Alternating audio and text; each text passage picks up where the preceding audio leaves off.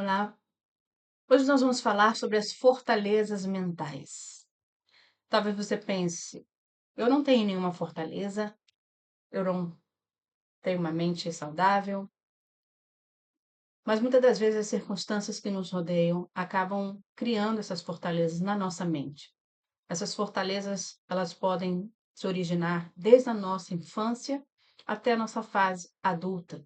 E por isso nós precisamos estar atentos. Tudo aquilo que se levanta de uma forma negativa na nossa mente. Aí é onde está o nosso campo de batalha diariamente.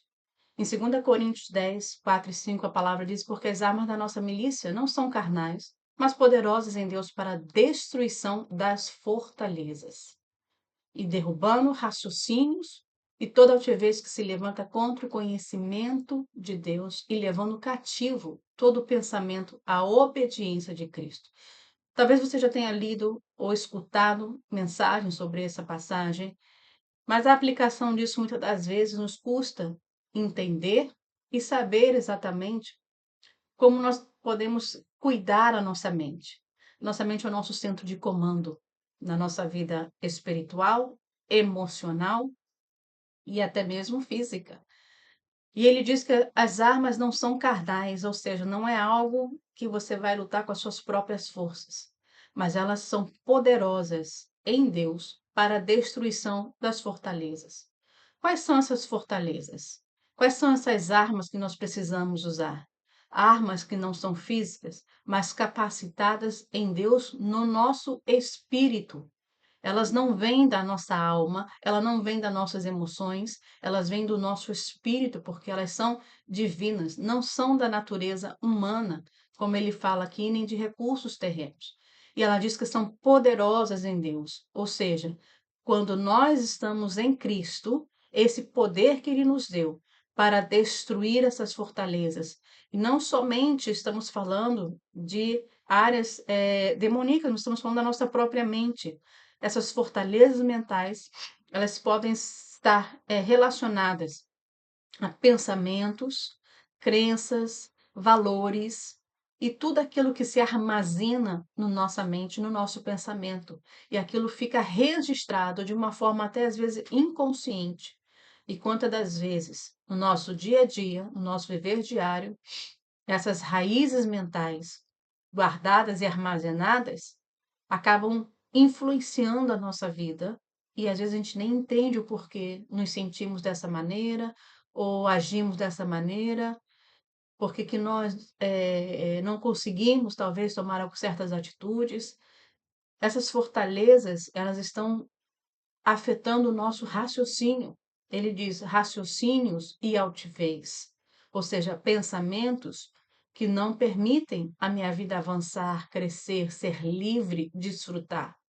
Por isso ele diz que nós temos que levar cativo o pensamento a Deus.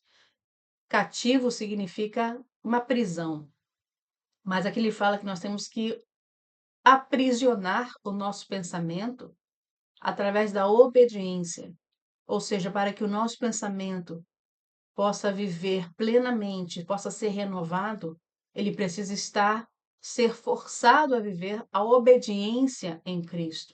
Talvez a nossa mente não queira, talvez essas raízes mentais nos impeçam de viver uma vida obediente. Mas é um trabalho diário que nós fazemos, uma disciplina diária, para que se possa levar cativo, levar obrigatoriamente o nosso pensamento a obedecer aquilo que a palavra diz. E como nós fazemos, então, essa conexão dos nossos pensamentos? Em alguns textos originais, os pensamentos, eles são vistos como portas espirituais. E se você observar na sua vida, na sua forma de viver, quantas vezes o seu pensamento influenciou de uma forma negativa, pesada, as suas ações, fez você tomar uma atitude, ou fez você se sentir triste, né, por lembrar ou se recordar, porque os pensamentos, eles podem vagar tanto no presente quanto no passado, e até mesmo no futuro, a incerteza, a insegurança do futuro. Isso são portas espirituais que podemos abrir para a nossa vida ser limitada e afetada por esse pensamento. Provérbios 23:7, ele diz: assim como pensa em sua alma, assim ele é. E a Bíblia não está cheia de ensinos e princípios para que nós possamos trabalhar de uma forma correta e espiritual esses pensamentos, né? Poder trazer a obediência nos nossos pensamentos de uma forma que venham trazer paz, trazer tranquilidade à nossa vida, trazer uma vida equilibrada no Senhor. A nossa luta não é contra a carne ou sangue. E as armas que nós temos, principalmente essa luta, se trava na nossa mente. Destruir essas fortalezas mentais para reconstruir uma verdade em Cristo, reconstruir um pensamento estabelecido pela palavra. Esses pensamentos são autodestrutivos. Isso traz fortalezas como mentira sobre a nossa identidade, sobre quem nós somos em Cristo, sobre nossa autoestima, sobre a nossa capacidade, tudo aquilo que se relaciona à nossa essência, né? As crenças erradas, traumas, experiências negativas. A Bíblia diz que através do renovo da nossa mente nós podemos transformar esses pensamentos. E talvez seja aqui a porta que você precisa para trazer até cura na sua vida, cura na sua alma, seja livre de prisões internas, prisões que atormentam muitas das vezes o nosso espírito, a nossa alma, nossas emoções e não nos permitem viver uma vida plena no Senhor, não nos permitem viver uma vida alegre e encontrar um caminho de paz e tranquilidade. Essas estruturas mentais são conjuntos de pensamentos, são ideias, valores, crenças que estão enraizados dentro de nós, na nossa mente, no nosso subconsciente e governam o nosso comportamento, muitas das vezes, e traz uma interpretação da realidade que uma percepção que traz sofrimento, que traz peso, que traz tantas prisões e nos dominam. Paulo diz, o apóstolo Paulo diz que tudo aquilo que nos domina, nós nos tornamos escravo daquilo, né? E nós precisamos identificar essas fortalezas, identificar essas raízes de pensamentos, muitas vezes chamados padrões de pensamentos, que são alimentados pelas experiências passadas, talvez pela cultura ou pelo seu núcleo familiar, né? E como nós podemos ser livres de tudo isso? Sim, ser livres, porque a Bíblia diz que aquele que está em Cristo é nova criatura, as coisas velhas passaram e tudo precisa ser feito novo. E como nós podemos mudar essas raízes mentais, essas estruturas? Primeiramente, renovando a nossa mente. Romanos 12, através da obediência à palavra de Deus, através de um discipulado, através de uma cura interior, muitas das vezes precisamos de uma cura. Todos nós, em algum momento da nossa vida, precisamos sim ser curados, restaurados, mas não somente uma cura, porque às vezes nós passamos por um processo de cura em certa área ou em certa situação e continuamos vulneráveis a que sejamos feridos novamente. A palavra de Deus nos ensina que a cura, ela deve vir acompanhada da restauração e logo da edificação.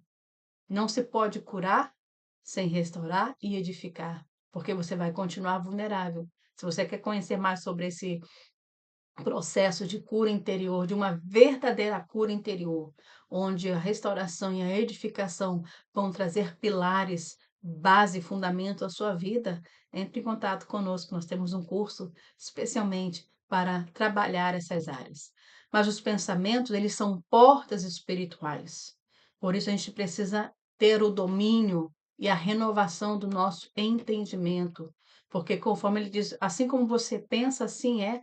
Se os seus pensamentos não estão de acordo com a palavra, não estão saudáveis, não estão controlados, dominados, assim mesmo será a sua vida. Ou seja, o pensamento ele vai formar uma identidade e vai direcionar o seu comportamento, tanto espiritual como emocional. E isso é uma porta para a alma, né? O ser humano é uma alma vivente. Os pensamentos são essas portas que afetam diretamente essa alma. Nós não podemos viver baseado nas nossas emoções. As emoções são importantes e necessárias, mas elas não podem controlar a nossa vida.